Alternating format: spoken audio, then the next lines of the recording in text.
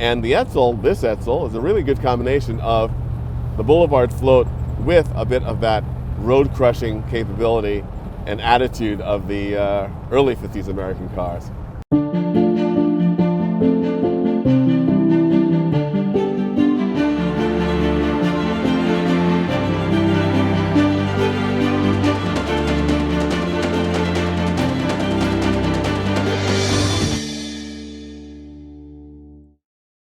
Edsel Ford was arguably one of the greatest car guys ever. Having lived in the shadow of his very powerful father, Edsel never got to achieve the prominence and importance that he deserved before his early death, largely due to health problems brought on by his contentious relationship with his father. And it's somewhat ironic and quite sad, frankly, that his name should be forever associated with what passes for the definition of failure in the automotive industry, the Edsel. I'm driving a 1958 Edsel Citation convertible, one of the rarest Edsels there are. They made 930 of these. This is the top of the line car with all of the accoutrements that were designed to make Edsel a market favorite. And lots of people debate about why Edsel failed. And I'd just like to say that, I've expressed this before, I really don't understand it. I was much too young when the Edsel came out to get what was going on.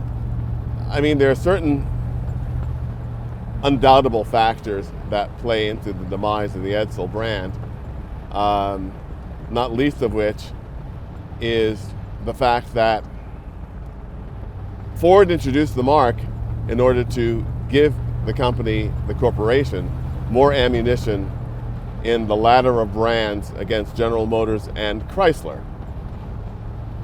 Having decided to do that, they then made a very strange decision in terms of the pricing.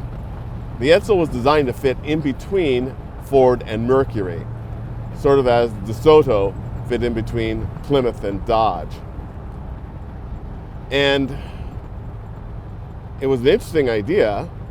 The reality, however, was the fact that the least expensive Edsel was basically the same price as the most expensive Ford.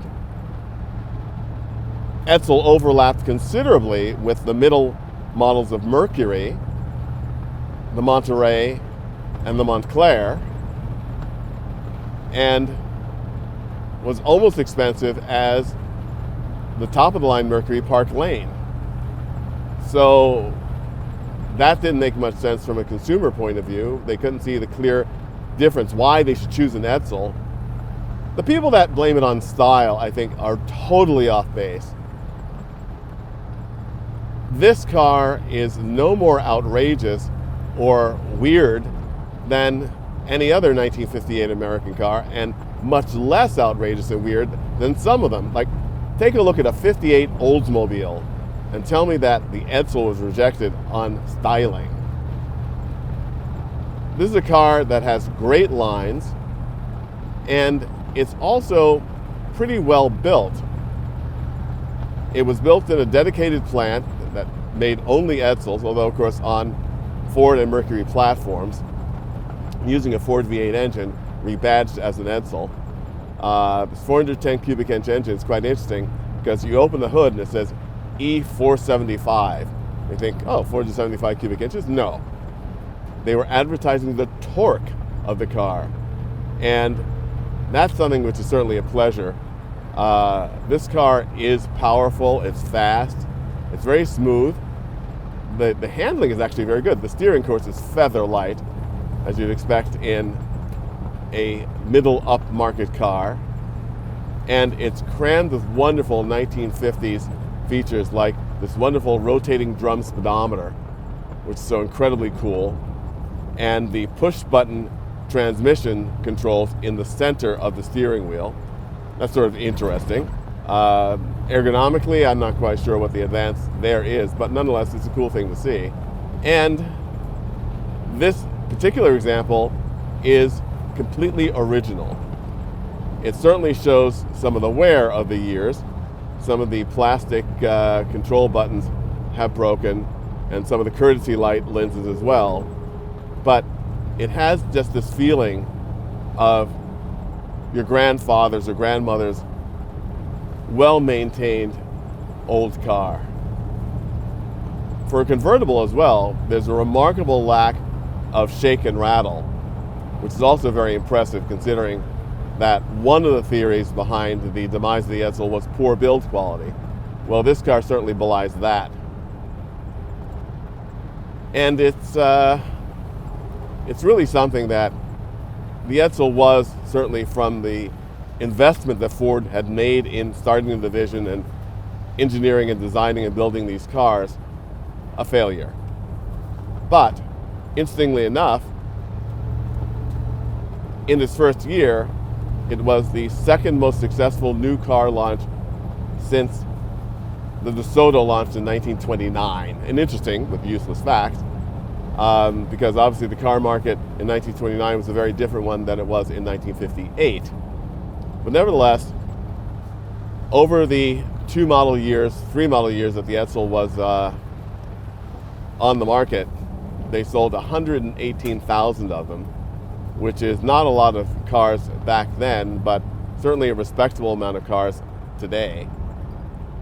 And of course, as a collector car, the Edsel is far more beloved than it ever was as a new car.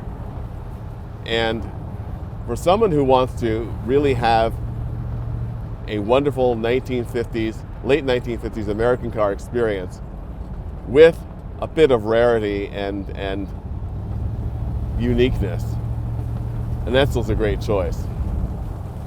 You know, I just cannot get over how well this car drives. I've driven a lot of late 1950s cars, and unlike the early 1950s American cars, which have a very different sort of crush the road commanding feel, by the late 1950s you began to get into the boulevard float. And the Edsel, this Edsel, is a really good combination of the boulevard float with a bit of that road crushing capability and attitude of the early 50s American cars. Plus, I just love this color. This wonderful sort of copper color is so 1950s dream car, and just puts you in a totally different space than the gray and silver and black and white cars of today. You have to smile. It makes you feel warm. Another thing that they say conspired in the demise of Edsel was the 1958 recession. I think more important was the fact that, faced with the embarrassment of having launched the Edsel as a separate division, having launched a Continental division, I think Ford in the late 1950s just thought, you know what, we need to play it safe, we need to play it cool, we need to go back to the basics. And so both the Continental and the Edsel were the victims of that. And more's the pity for it, because this is really a terrific car.